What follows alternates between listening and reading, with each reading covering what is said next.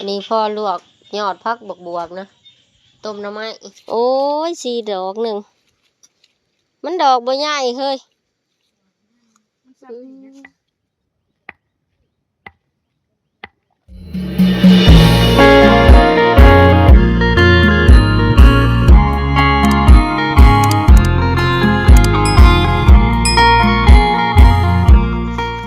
สบายดีพ่อแม่พี่น้องพบพอกับสลาคือเก่าสองผู้ระดาสาวลาวมื้อนี้พี่น้องนะดีตอนหับเข้าสู่ช่องผู้ระดาเบิร์ทุกผู้ทุกคนมื้อนี้ก็สลาเสียไปเลาะหาเบิ่งเฮ็ดทุกคนแล้วก็สิมาใหญ่งัวใหญ่ควายเนาะควายผูกไว้ซกเกียงค่าดำนาบ่ได้มาใหญ่ทงให้ทงหน้าน้ำปลาคือเก่าทุกคนเลยควายก็หิวหญ้าบ่มีหญ้ากินได้ย่างก็เอาละมือนี่ไปเลาะแถวแคมหน้านี่ทุกคนเพราะว่าสระก็มาใหญ่คุ้ยแน่เนาะสระก็เลยมาเลยคุ้ยบ่มีหญ้ากินกับผูบวยวางเก่านี่เดินเป็นแป้นนี่ก็หญ้าอยากเบิดเลยเนาะบ่มีมองกินหญ้าคุ้ยอันนั้นก็โคกพี่ประสาทที่แนมเห็นเป็นป่าน่ะโคกพี่ประสาทนะทุกคนบ่หานเข้าไปเลยแถวบ้านกะหน้าทงนี่โอ้ยมาแล้วจักเถื่อ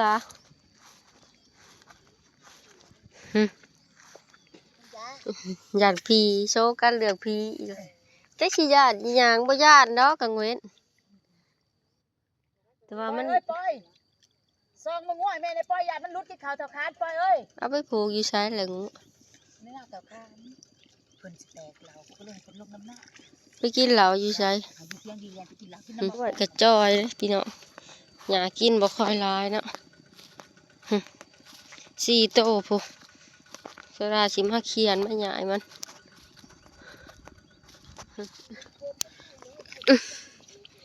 โอ้ไปตู้ตัวนี้ก็ขี้ตาไหลอยู่เจ็บตาบ่หรือแนวไรคือขี้ตาผูอยู่ฮะ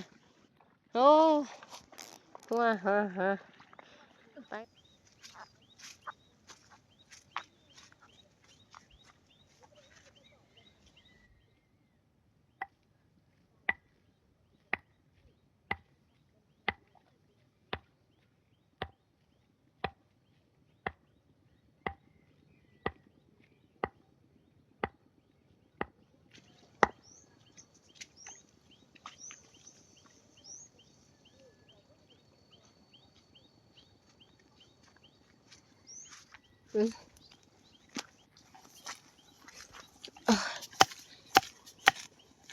เล็บไปก็แกะพอได้กินบ่เล็บกับหิวตาย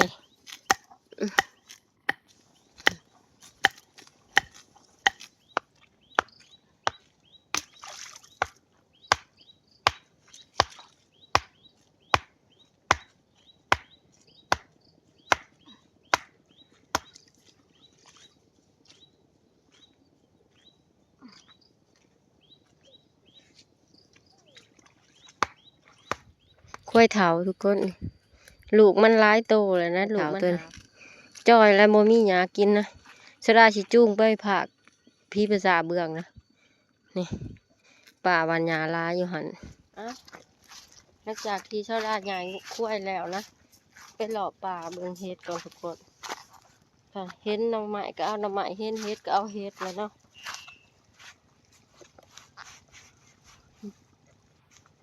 ตัวเบืองพี่ภาษาทุกคนเอ้ยแก้มภาษาหน้าสระไก่กันได้กับภาษาขันย่ามกลางเว้นกับโบเป็นตะยานบันไดสระกับหานมาเนาะแต่ว่าถ้ากลางคืนทำบ่หานยานเขามาแท้หรือมีแต่เสียงลูกเสียงลงเหาะ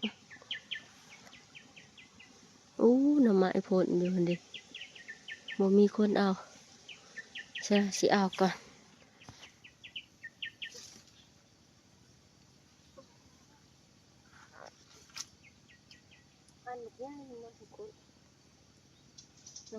เอาเมื่อสูบกินเห็นกระไรมาพอยย่าไอ้ต้นนี่พี่น้อง ไปหาเห็ดมาพอหมูอยู่ป่าป้าลูกให้พายเอา ชวนเอา ผ่านพญายผ่านท้องก็ขืนผู้เฮ็ด เฮ็ดหยัง ใช่ เฮ็ดเดือน บัวแม่นเฮ็ดกินนะ เป็นญาติเฮ็ด ป้าเฮ็ดพี่น้อง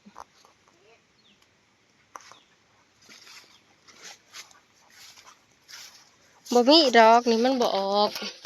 บ่ได้เพราะดอกเราเฮ็ดมันบ่ออกเฮ็ดกับบ่มีมันบ่ออกได้แต่หน่อไม้นี่แหละเอาหน่อไม้เมื่อเผาสูบซะ หน่อไม้แนวมันไปบ่เป็นแนวมันหลายแน่เนาะแต่ว่าเฮ็ดกันออกกับบ่ทันเขาเจ้าดอกเขาเจ้ามาแต่เช้าพู้นเฮ็ดน้ำมากเอารู้แล้วเจ้ามื้อใส่แกงใหม่ก่อนบ่ได้แกง บ่ได้แกงบ่ เออ ดอกเอางาม โอ้ยได้สองดอกสองดอกหนึ่ง นี่ดอกเนาะ ได้สามดอกเที่ยเบิ้งเที่ยมีหมูมาเฮ็ดกันเลยดอกเฮ็ดน้ำหมาก ไปสิได้เออถูก เอา ไปทาง นี่ใช่ป่ะบ่เห็นสิเนี่ยโอ้ย เอากูยังมันมีเดียวกูยัง นี่มันหาดอกบ่ใหญ่เนาะนี่โอ้ยสี่ดอกหนึ่งมันดอกบ่ใหญ่เฮ้ย มันซ้ำนี่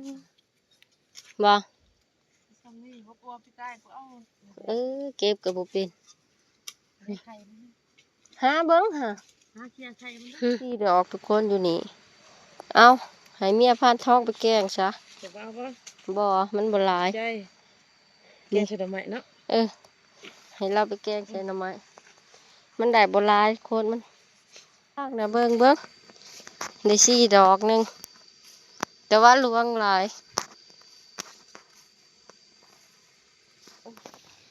เอาเมื่อเผาสุปหรือว่าก็เอาเมื่อต้มกินกับแจ่วเอานี่หน่อไม้ไปหาเฮ็ดก็บ่ได้เฮ็ดได้หน่อไม้เห็นหน่อไม้ก็เอามาต้มเพราะว่ามันมีหมูมันได้บ่ต้มมาม่าเมื่อวานนี่ทุกคนนี่เอาสิต้มกินกับแจ่วกับปีเนาะ ได้เสิร์ฟ เอา แล้ว ล เนาะ งไปอีกเอาเพิ่มลงไปต้มคุ้มไว้คืนมันจืด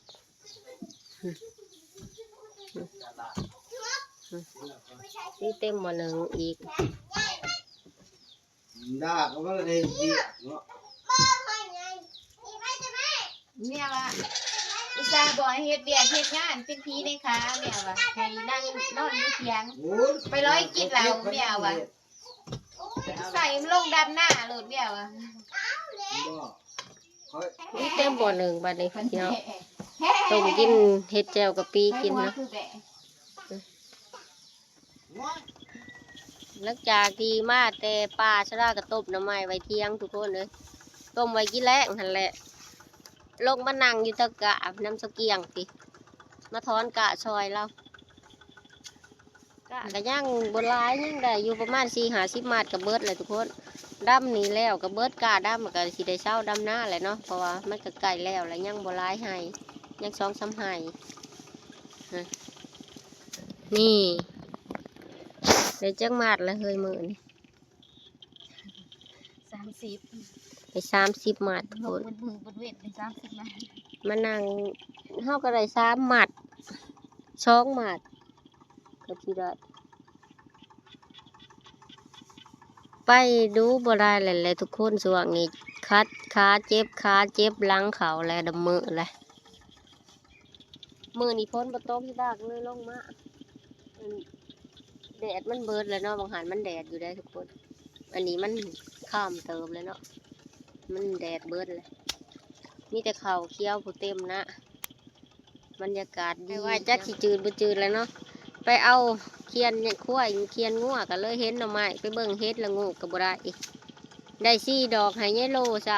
ำให้เมียพานท้องไปแกล้งใส่หน่อไม้บ่เอาซ้ำเฮ็ดละงูเอาหน่อไม้มาต้มกินแลกบัดนี้นั่งทูเป็นนี่แหละทุกคนเลยได้มัด2 มัดก็เอาเล่มซอยกันเธอเนาะพ้นมาโต๊ะกับนั่งมานั่งบางเงี้ยก็เมียเมื่อบาทเลยทุกคน ถ้าก็ออกได้มือนี้เพราะว่ามือนี้มันแดดแน่ทางมันกะเพิ่นก็เลยออกได้มือมันเมื่อแล้วบ่มีหมูไปหาหน่อไม้มาแกงนะโซดาสต่อยเมื่อไปใกล้บ่ได้ดอกหาในคันหัวตัวเองก็พอแห้งเลยหน่อไม้พอได้แกงอยู่ดอกเบิ่งสภาพไปมือกับหน้าบ่ฮอดโอ้ไปหอดผักหวยไปหอดแถวกบแตะหน้ามีดาวค่ะดิจะขึ้นที่เขาไปเบิ่งเฮ็ดแล้วงูว่ามันสิได้มันบ่ได้อีกไปว่านี่ก็ยังลงจะเคยเถื่อมาเกือบบ่ฮอดเลยเจ็บขาแห้งท้องกับปั้นเขาไปดึงขั้วแห้งลอยบาดนี้กะบ่พ่อนะไปลกแม่ไปลกเอาอยู่หน้าป่าอีกมันกระถึกทุกคนเลยกะมันห่างมันเป็นจีบง่ายแหละกะเทิงมันห่างดำกับเปื้องแหละมันกับบรายกะลายนะมันบ่พ่อนะไปคอกะสนั่นเลยแม่เราก็เมื่อยไปเช้าพื้นสีเช้าแล้วบัดนี้บ่มีหมองไปเอากะก็ได้มันห่างมันบ่พ่อนะ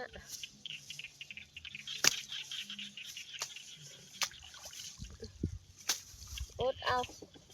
อีก2-3 มื้อคือสิแล้วล่ะทุกคนยังบ่หลาย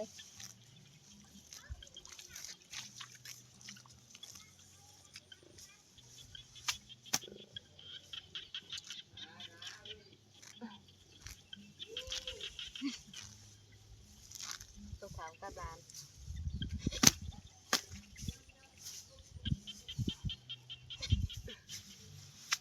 ดำหน้าช่องพ่อเมียเดือนหนึ่งแล้วพี่น้องโซเกียวเป็นจะได้ความรู้สึกดำหน้าเดือนหนึ่งจิบชามนี้จิบเล็บจนบ่มีเล็บจนโปกเบิดขนาดบ่ได้ลายใดนี่ว้าวอีหลีคันซ่าไว้คือหมู่หั่นบ่2 ขีดมันบ่ได้ลายเพราะปานใดเด้ถ้าตื่นสวย เมื่อยแน่ก็เป็นนั่นได้2 คนพักผ่อนไปในโตจะได้คอยเห็ดไปบรรยากาศกำลังดีพี่น้องบรรยากาศ3 มัด 4 มัด นั่งไปก้มบ่ได้เจ็บหลังละเดียวนี่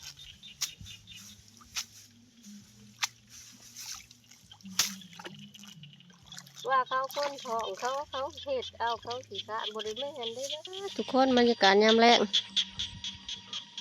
ตะเว้นแดงขี้ผาแดงกบเขียดกับห้องสิคืนเมื่อเบิ่งหมอต้มน้ำไม้ก่อนบ่ฮู้สิกินได้หรือบ่เนาะตัวสดาหามาอาหารแหละสดาต้มไว้ยังกะบ่หลายปานใดมื้ออื่นก็คือสิแล้วทุกคนมื้ออื่นเป็นโรคกาแล้วมื้ออื่นมื้อสิบ่วิดบ่ทำหน้าเนาะเดินมาเบิ่งต้มน้ำไม้เฮาเฮ็ดกินแรงบัดนี้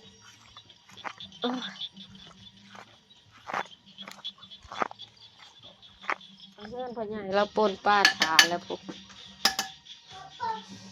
ปนป้าพอดีต้มน้ำไม้เลยเนาะ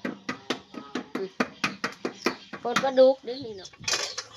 พ่อใหญ่เฮ็ดเบิ่งต้มน้ำไม้จืดอยู่ว่า2 น้ำโอ้น้ำโบกบ่เนี่ยคือสิจืดอยู่หรอกจะน้ำโบกเพียง2 เถื่อใส่คือสิจืดอยู่หรอกพอดีเลยพอเรากับปนปลาแบ่งปอกเพิ่งเต็มคนหนึ่งกินเบิดแล้วก็ปอกเบิดกันนะไม่ตกโอ้หอดยังหอดอยู่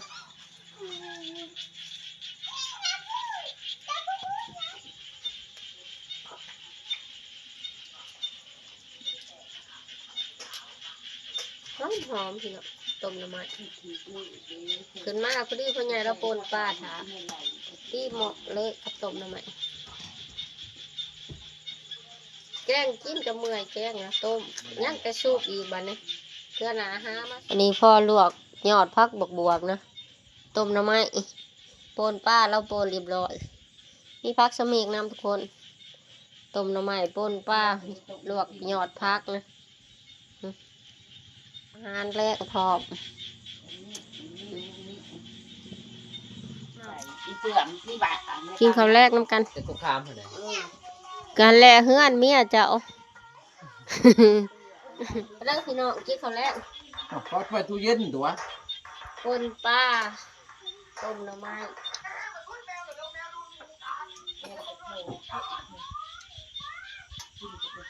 หลวกมาบวช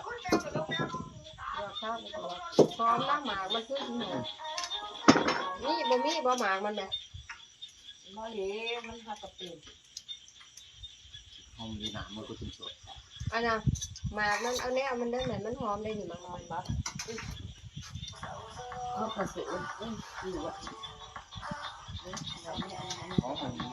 เพราะว่าหมากมันแห้งสีหอม